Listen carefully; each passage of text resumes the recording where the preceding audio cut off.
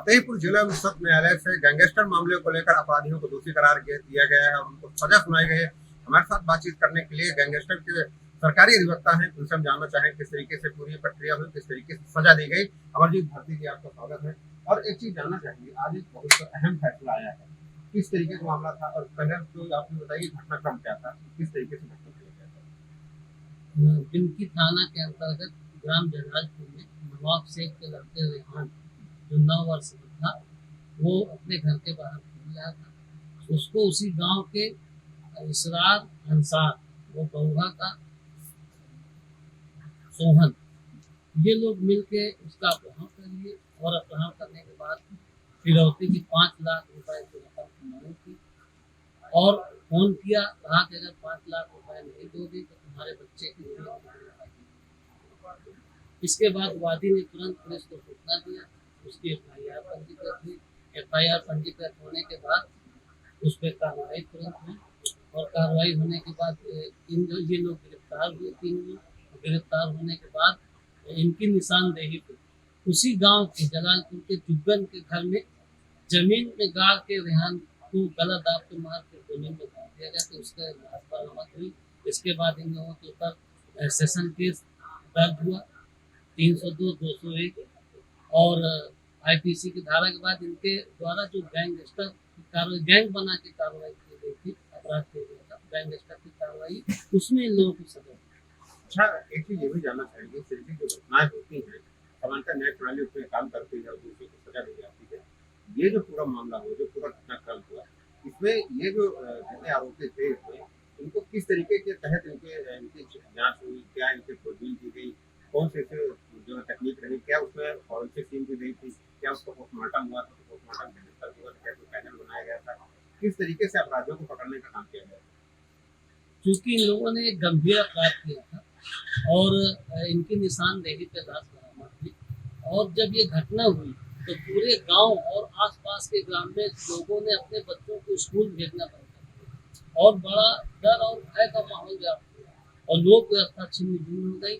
माननीय जिलाधिकारी महोदय के संज्ञान में मामला आया और वहाँ के तत्कालीन एसओ ने जिलाधिकारी महोदय से अनुमोदन प्राप्त किया और इन लोगों को चूंकि गैंग बनाकर कार्रवाई की गई थी तो इस वजह से गैंगस्टर एक्ट की कार्रवाई संपादित की गई। 6 लोग इसमें परीक्षित हुए माननीय न्यायालय में और परीक्षित होने के बाद इनके ऊपर इनको दोषी पाया गया। इसके बाद इनको ये आईपीसी 201 इसमें लगा हुआ है। 201 के अंतर्गत क्या ऐसी चीजें हुई, क्या इन्होंने साक्ष्य छुपाने का कोई प्रयास किया, साक्ष्य को हटाने का कोई प्रयास किया, कैसे क्या कुछ हुआ था। 201 चूंकि सामूहिक रूप से इन लोगों ने काम किया था और साक्ष्य को छिपाने का प्रयास किया सब और उसको जो है जुम्मन नाम के व्यक्ति जो जलालपुर का है उसके घर में जमीन में खोद कर गाड़ दिया। तो इस वजह से 201 का भी आईपीसी की धारा ये बताया किसने कि इसको बच्चे को यहाँ पे गाड़ा गया है, पे गाड़ा, ये किसने बताया। क्योंकि इन लोगों ने फिरौती की मांग किया था और जो फोन आया नवाब शेख, रेहान के पिता नवाब शेख, उसके पास जब फोन आया तो उसने तुरंत पुलिस को तत्काल सूचना दी और सुराग रस्सी की गई और उसी सुराग रस्सी के दौरान इन लोगों को गिरफ्तार किया गया। क्योंकि इन्होंने फोन किया था 5 लाख जो फिरौती की रकम मांगी गई थी, इन लोगों को द्वारा मांगी गई थी। तो इसमें ये जो 6 के 6 लोग थे, क्या एक ही परिवार के सारे लोग थे? उसका तो क्या पता, उनका पिता भी था, फिर उनका क्या सब लोग अलग अलग थे या एक ही परिवार से थे। पीड़ित जो है वो नवाब शेख है, उसका पुत्र रेहान और अभियुक्त 3 थे, इसरार, अंसार और सोहन।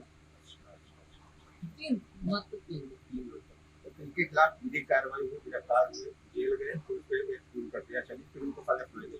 तो जानना चाहेंगे ये पूरा मामला कब का था, कितने दिन बाद हुआ इसको सजा सुनाई गई, सभी आरोपियों को ये दोषी हुए उनको जेल 20/12/2017 का मामला है और 20/12/2017 के बाद ये कार्रवाई अमल में लाई गई, आपराधिक केस दर्ज हुआ और चूंकि गैंग बनाकर इन लोगों ने काम किया था और लोक व्यवस्था छिन्न भिन्न हो गई थी, आसपास पड़ोस के लोगों से में भय व्याप्त हो गया था कि बच्चों का अपहरण करके किसी प्रकार की कोई अप्रिय घटना इस तरीके का होती तो आम जनमानस में इसका गलत संदेश जाएगा।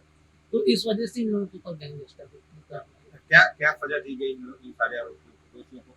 प्रत्येक तीनों को प्रत्येक को 6 वर्ष का सश्रम कारावास, 5,000 रुपए प्रत्येक को जुर्माना। अगर जुर्माना नहीं अदा करेंगे तो 6 माह का फिर कारावास। अच्छा, एक तो मुझे चीज़ ये भी जाननी चाहिए कि बात आती है सश्रम कारावास की। तो सश्रम कारावास क्या होता है? इसमें क्या कुछ चीज़ें कानूनी करवानी जाती है? कुछ क्या तकनीकी चीज़ होता है? सश्रम कारावास और साधारण कारावास से ये अलग होता है। सश्रम इनसे परिश्रम कराया जाएगा जेल के अंदर, इनको तो सश्रम यानी श्रम पूर्वक इनका ये इनकी सजा।